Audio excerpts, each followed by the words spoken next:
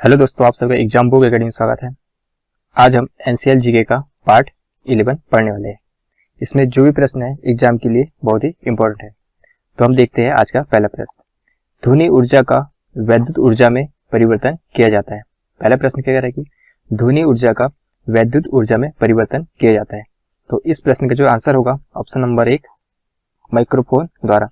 Microphone के द्वारा ध्वनि ऊर्जा का विद्युत ऊर्जा में परिवर्तन किया जाता है।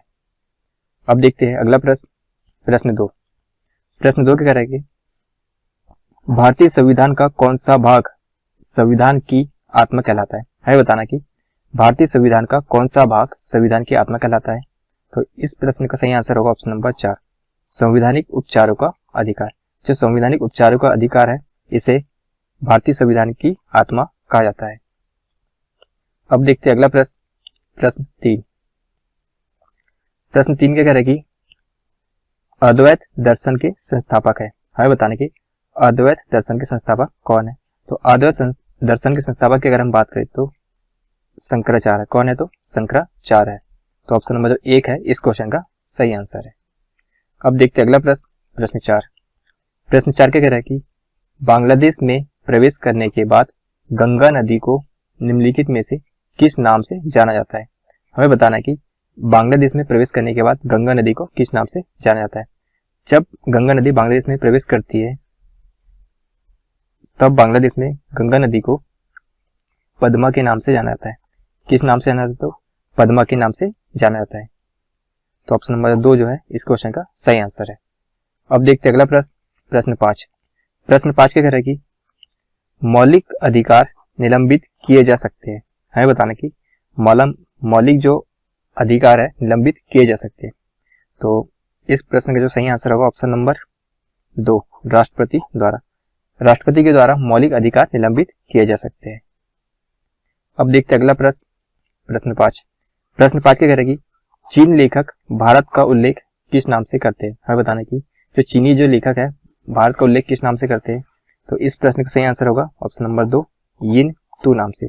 तो जो चीनी जो लेखक होते हैं भारत का जो उल्लेख है यिन तू नाम से करते हैं। अब देखते हैं अगला प्रश्न, प्रश्न 7। प्रश्न 7 क्या कह रहा है कि भारत में यरलुमंग जंगबो नदी को किस नाम से जाना जाता है। हमें बताना कि भारत में यरलुमंग जंगबो नदी को किस नाम से जाना जाता है। तो भारत में यरलुमंग जंगबो नदी को ब्रह्मपुत्र नाम से जाना जाता है। किस नाम से? तो ब्रह्मपुत्र नदी के नाम से जाना जाता है। तो ऑप्शन नंबर जो 3 है इस प्रश्न का सही आंसर है। अब देखते हैं अगला प्रश्न, प्रश्न 8। प्रश्न 8 क्या कह रहा है कि प्रकाश तंतु जिस सिद्धांत पर काम करता है वह है। हमें बताना कि प्रकाश तंतु किस सिद्धांत पर कार्य करता है। तो जो प्रकाश तंतु है यह पूर्ण आंतरिक परिवर्तन के सिद्धांत पर कार्य करता है। किस सिद्धांत पर कार्य करता है? तो पूर्ण आंतरिक परिवर्तन के सिद्धांत पर कार्य करता है। ऑप्शन नंबर जो 1 है इस प्रश्न का सही आंसर है। अब देखते हैं अगला प्रश्न, प्रश्न 9। प्रश्न 9 क्या कह रहा है कि ग्रैमी पुरस्कार किस क्षेत्र में दिया जाता है। हमें बताना कि ग्रैमी पुरस्कार जो है किस क्षेत्र में दिया जाता है। तो जो ग्रैमी पुरस्कार है यह संगीत के क्षेत्र में दिया जाता है। किस क्षेत्र में? तो संगीत के क्षेत्र में दिया जाता है। तो ऑप्शन नंबर 2 जो है इस प्रश्न का सही उत्तर है। अब देखते हैं अगला प्रश्न, प्रश्न 10। प्रश्न 10 क्या कह रहा है कि वाईफाई का पूरा नाम क्या है। हमें बताना कि वाईफाई का पूरा नाम क्या है। तो वाईफाई का पूरा नाम वायरलेस फिडेलिटी है। क्या है? तो वायरलेस फिडेलिटी है। तो ऑप्शन नंबर 2 जो है इस प्रश्न का सही आंसर है। अब देखते हैं अगला प्रश्न, प्रश्न 11। प्रश्न 11 क्या कह रहा है कि निम्नलिखित में से कौन सा एक भारत के संविधान में सम्मिलित मूल अधिकारों में शामिल नहीं है। हमें बताना कि इनमें से कौन एक भारत के संविधान में मूल अधिकारों में शामिल नहीं है। यदि हम बात करें स्वतंत्रता का अधिकार, यह मूल अधिकारों में सम्मिलित है। शोषण का विरुद्ध अधिकार यह भी मूल अधिकार है। और सूचना का अधिकार की अगर हम बात करते हैं तो यह मूल अधिकार नहीं है। और समता का जो अधिकार है यह भी एक मूल अधिकार है। तो ऑप्शन नंबर जो 4 होगा इस प्रश्न का सही आंसर है। तो जो सूचना का अधिकार है यह मूल अधिकार में शामिल नहीं है। अब देखते हैं अगला प्रश्न, प्रश्न 12। प्रश्न 12 क्या करेगी, निम्नलिखित में से किसने राष्ट्रकूट साम्राज्य की नींव रखी। अब बताने की निम्नलिखित में से किसने राष्ट्रकूट साम्राज्य की नींव रखी। तो राष्ट्रकूट साम्राज्य की नींव की अगर बात करें तो दंती दुर्ग ने रखी। किसने रखी? तो दंती दुर्गेन रखी। तो ऑप्शन नंबर जो 2 है इस प्रश्न का सही आंसर है। अब देखते हैं अगला प्रश्न, प्रश्न 13। प्रश्न 13 क्या करेगी, निम्नलिखित में से किस प्रकार के मेघ में सतत वर्षण के गुण होते हैं। हमें बताना कि किस प्रकार के मेघ में सतत वर्षण के गुण पाए जाते हैं। तो इस प्रश्न का जो सही आंसर होगा ऑप्शन नंबर 3, वर्षा स्तरीय मेघ। वर्षा स्तरीय मेघ में सतत वर्षण के गुण होते हैं।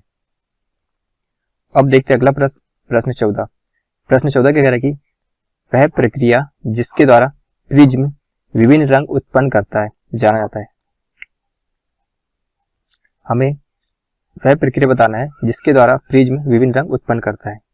तो प्रिज्म जो होता है अपवर्तन के कारण, किसके कारण, तो प्रिज्म अपवर्तन के कारण अनेक रंग उत्पन्न करता है। तो ऑप्शन नंबर जो 3 है इस प्रश्न का सही आंसर है। अब देखते हैं अगला प्रश्न, प्रश्न 15। प्रश्न 15 क्या कह रहा है कि कार्बन क्रेडिट की संकल्पना की उत्पत्ति कहां से हुई थी। तो कार्बन क्रेडिट की जो संकल्पना की उत्पत्ति की अगर बात करते हैं तो यह क्योटो प्रोटोकॉल से हुई थी। कार्बन क्रेडिट की उत्पत्ति कहां से हुई थी, तो क्योटो प्रोटोकॉल से हुई थी। तो ऑप्शन नंबर जो 2 है इस प्रश्न का सही आंसर है। अब देखते हैं अगला प्रश्न, प्रश्न 16। प्रश्न 16 क्या कह रहा है कि भारतीय संविधान का कौन सा अनुच्छेद अस्पृश्यता का उन्मूलन करता है और किसी भी रूप में इसके आचरण का निषेध करता है। यह कौन सा अनुच्छेद है, तो यह जो है अनुच्छेद 17 है। तो ऑप्शन नंबर जो 2 है इस प्रश्न का सही आंसर है। अब देखते हैं अगला प्रश्न, प्रश्न 17। प्रश्न 17 क्या कह रहा है कि अलेक्जेंडर और पोरस ने लड़ाई लड़ी थी। हमें बताना है कि अलेक्जेंडर और पोरस ने लड़ाई लड़ी थी। तो इन दोनों ने हाइडेपस में लड़ाई लड़ी थी। कहां पर, तो हाइडेपस में लड़ाई लड़ी थी। तो ऑप्शन नंबर जो 1 है इस प्रश्न का सही उत्तर है। अब देखते हैं अगला प्रश्न, प्रश्न 18। प्रश्न 18 क्या कह रहा है कि इंद्रधनुष किस कारण से बनता है। हमें बताना है कि जो इंद्रधनुष है किस कारण से बनता है। तो जो इंद्रधनुष है यह प्रकीर्णन और अपवर्तन के कारण बनता है। किसके कारण, तो प्रकीर्णन और अपवर्तन के कारण बनता है। तो ऑप्शन नंबर जो 2 है इस प्रश्न का सही आंसर है। अब देखते हैं अगला प्रश्न, प्रश्न 19। प्रश्न 19 का कह रहा है कि नोबेल पुरस्कार की स्थापना किस देश ने की थी। हमें बताने की जो नोबेल पुरस्कार की स्थापना किस देश ने की थी। तो नोबेल पुरस्कार की स्थापना की बात करें तो स्वीडन ने की थी। किसने, तो स्वीडन देश ने करी थी। तो इस प्रश्न का सही आंसर होगा स्वीडन। अब देखते हैं अगला प्रश्न, प्रश्न 20। प्रश्न 20 का कह रहा है कि निम्नलिखित में से कौन सा मौलिक अधिकार नहीं है। हमें बताना है कि इनमें से कौन सा मौलिक अधिकार नहीं है। यदि हम ऑप्शन नंबर 1 की बात करते हैं, जो समता का समानता का जो अधिकार है यह मौलिक अधिकार है। शोषण के विरुद्ध अधिकार की बात करते तो यह भी एक मौलिक अधिकार है। और जो धार्मिक स्वतंत्रता का अधिकार है यह भी एक मौलिक अधिकार है। जो संपत्ति का अधिकार है यह एक मौलिक अधिकार नहीं है। तो हमारा प्रश्न क्या था कि निम्नलिखित में से कौन सा मौलिक अधिकार नहीं है। तो जो संपत्ति का अधिकार है यह मौलिक अधिकार नहीं है। तो ऑप्शन नंबर जो 3 है इस प्रश्न का सही आंसर है। अब देखते हैं अगला प्रश्न, प्रश्न 21। प्रश्न 21 क्या कह रहा है कि राजतरंगिणी के लेखक कर्लियन के समय शासक था। हमें बताना कि राजतरंगिणी के लेखक कर्लियन के जो समय था उस समय शासक कौन था। तो उस समय जो शासक था जय सिंह था। कौन था, तो जय सिंह था। तो ऑप्शन नंबर जो 1 है इस प्रश्न का सही आंसर है। अब देखते हैं अगला प्रश्न, प्रश्न 22। प्रश्न 22 क्या कह रहा है कि कर्क रेखा नहीं गुजरती है। हमें बताना कि कर्क रेखा किस देश से होकर नहीं गुजरती है। तो कर्क रेखा भारत से भी गुजरती है और कर्क रेखा की बात करते हैं बांग्लादेश से गुजरती है, म्यांमार से भी कर्क रेखा गुजरती है, लेकिन कर्क रेखा बांग्लादेश से नहीं गुजरती है। तो ऑप्शन नंबर जो 2 जो है इस प्रश्न का सही आंसर है।